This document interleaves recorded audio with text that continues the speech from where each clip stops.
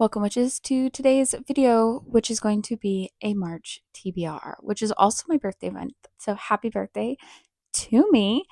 I have a lot of books on this selection. There's a couple that I know I will be adding in. This is definitely, hopefully, not all that I will read, although I'm looking at it and it is a lot of books. So maybe it is. We'll see. Our TBR jar vlog, because I did it on a long run day, unfortunately gave me 4 books. And that seems like a lot because 2 of them are on the longer side. Let's go ahead and tell you about the books we're going to read in the month of March. The first one is going to be one of the books on the Cozy Mystery Bingo from Foxes and Fairy Tales, which I'm super excited about. I'm not sure if I'm going to read both of these or one of these, but one of them is Murder Two Doors Down by Chuck Storla. It's following a man who's like the president of his HOA. He's also an insurance fraud investigator. A person shows up dead in their neighborhood and he has to investigate. And the other one is The Mysterious Case of the Missing Crime Writer by Ragnar Jónasson. I hope I'm saying that right. This is about a writer who has gone missing and they are investigating. An investigator is investigating why. The reason I say I don't know if I'll get both or one of them is because more than likely I will definitely get to this one because I'm like 90% sure that this is going to fulfill a prompt. This is one that I think will fulfill a prompt. I'm not 100% sure because I'm not 100% sure if this leans cozy enough. I'm still finding those lines. Another one I really want to do is I really want to John Mars. I think it's going to be this one just because this is a John Mars that I've had on my TBR the longest. However, I had the family experiment on my 5-star, so I may end up doing that. But the one I really want to read is What Lies Between Us by John Mars. I am a big John Mars fan. I'm a big mystery thriller fan. And this is perfectly up my alley. This is following a set of girls, Maggie and Nina. They have this house, there's secrets, but Maggie lives in the attic. She's chained up. However, each night they have dinner together. It says that Maggie did something to Nina that can never be forgiven. And I'm intrigued by what that could be. Why is she in the attic? If she's done such horrible things, why does she have to be caged up? This is on my run roulette for the month. This is Nightbitch by Rachel Yoder. I am in the middle of reading it, absolutely adoring it, but this is exploring motherhood and kind of the struggles of motherhood and almost the animalistic instincts. I think it's quite intriguing as it goes, but this is following a woman as she's almost like a stay-at-home mom because her husband travels so much and she is turning into a dog.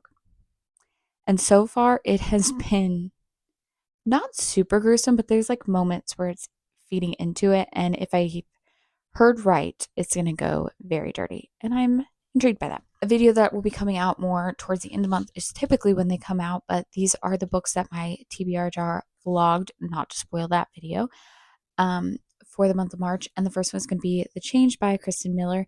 This is following a woman whose husband has died. Her twin girls have gone off to college, and now she starts to hear voices.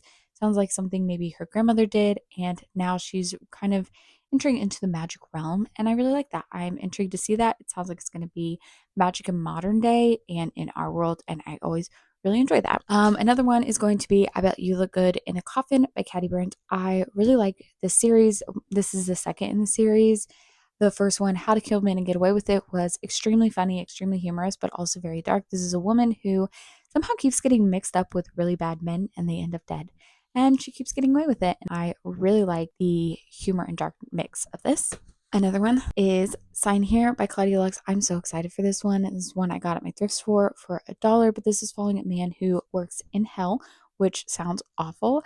And I also really like that it says, none of the pins work. The coffee machine's been out of order for a century, and the only drink on offer is Jägermeister.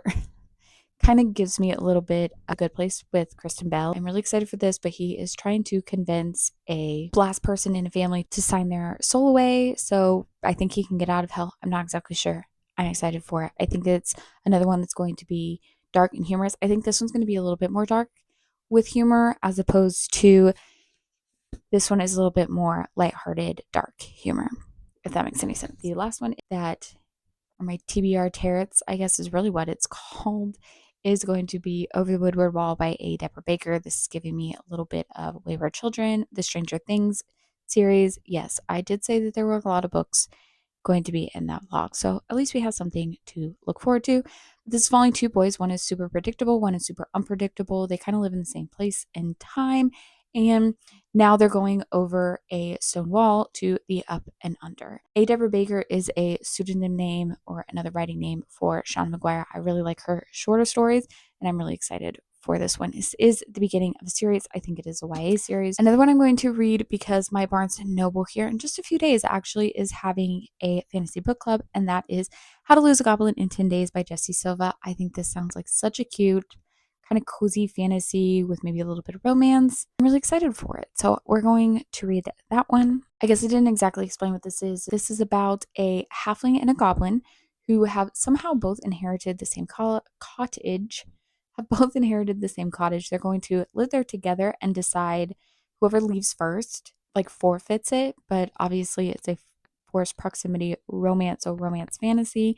And it just seems like it's going to be cozy. It's going to be fun. It's going to be interesting. And I like that. The last one I'm really excited about is 1,000 Word Thrills. This is a short story collection. I knew about this because Ryland from Reading with Ryland has a short story in here. I do want to read all of these because these are like um Halloween themed or like scary themed books. Her specifically that I will read this month is Halloween Haunting. It's a short story, so I don't really want to know too much about it before I go into it. I do intend to read the others. The thing about short stories is I like to not just binge a short story book because I feel like I get into a story and then I compare them too much. So I will read kind of as I go, but I can guarantee you I will get to hers. I'm so excited for this. And if you haven't seen, this is not my business, but I'm really excited for this. She is currently trying to write a book or is writing a book. She's not trying, she is writing a book. And I'm really excited for it. I hope that she does get to get it published. I hope everything is going really great with that. I wanted to see her writing because I think of her more as a romance author, as a romance reader. And so her doing a thrills book is really exciting. We are going to get through at least some of these, if not all of these, because I think I'm going to really enjoy it. Anyways, thank you for watching. Those are all the books I'm planning to read in the month of March. I do hope to maybe add some more in as we go. It is my birthday month, so I'm sure I will be buying more books. Don't judge. Yes, so thank you for watching, and I will see you in the next one. Bye, witches.